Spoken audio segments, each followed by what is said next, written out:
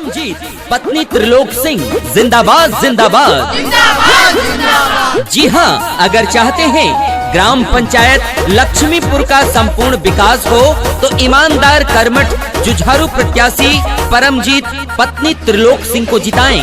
अनाज ओसाता हुआ किसान पर मुहर लगाएं। याद रखना, इस बार चुनाव निशान है अनाज ओसाता हुआ किसान। परमजीत त्रिलोक सिंह को सब मिलकर के जिताना। परमजीत त्रिलोक सिंह को सब मिलकर के जिताना। अब की ना इन्हें भुलाना, सब मिलकर मोहर लगाना। अनाज ओसाता किसान है, त्रिलोक सिंह का निशान है। अनाज ओसाता किसान है, परमजीत का निशान है। लक्ष्मीपुर ग्राम पंचायत ने ठाना है अनाज ओसाता हुआ किसान पर ही मुहर लगाना है।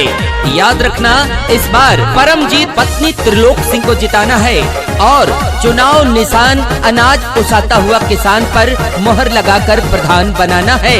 रोड खड़ंजा बनवाएंगे नाला नाली, त्रिलोक सिंह जीतेंगे लाएंगे खुशहाली।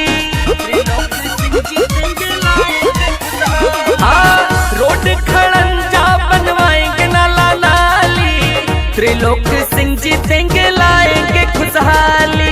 अनाज ओसाता किसान पे अब की मुहर लगाना। सुन लो मेरे चाचा चाची, इनको नहीं भुलाना।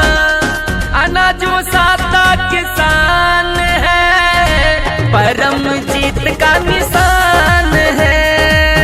अनाज ओसाता किसान है, त्रिलोक सिंह का निशान है। वादा नहीं विकास करेंगे, साथ दीजिए काम करेंगे, ऐसे हैं आपके अपने प्रत्याशी त्रिलोक सिंह। तो याद रखना, इस बार चुनाव में अगर मुहर लगाना तो सोच समझ कर लगाना। अनाज ओसाता हुआ किसान पर लगाना, क्योंकि इन्हीं के जीतने से ग्राम पंचायत लक्ष्मीपुर का विकास होगा। यही है जुझारू ईमानदार कर्मठ आपके अपने प्रत्याशी। अब की जिताएंगे होगा विकास हो, सारे गरीबों को मिलेगा आवास हो। इनको जिताएंगे होगा विकास हो, सारे गरीबों को मिलेगा आवास हो। कहता है गणेश सिंह, ना इनको अब भुलाना। अब की मिलजुल करके परमजीत को जिताना। अनाज ओसाता किसान है, त्रिलोक सिंह का निशान है।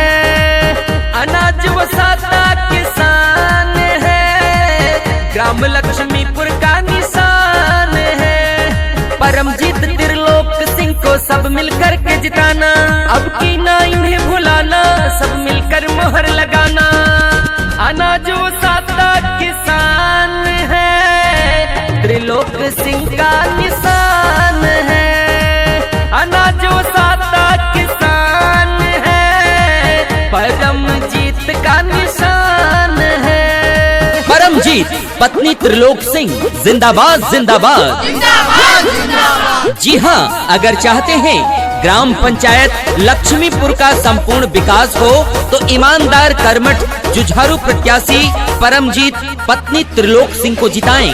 अनाज ओसाता हुआ किसान पर मुहर लगाएं। याद रखना, इस बार चुनाव निशान है अनाज ओसाता हुआ किसान। परमजीत त्रिलोक सिंह को सब मिलकर के जिताना। परमजीत त्रिलोक सिंह को सब मिलकर के जिताना। अब की ना इन्हें भुलाना, सब मिलकर मोहर लगाना। अनाज ओसाता किसान है, त्रिलोक सिंह का निशान है। अनाज ओसाता किसान है, परमजीत का निशान है। परमजीत पत्नी त्रिलोक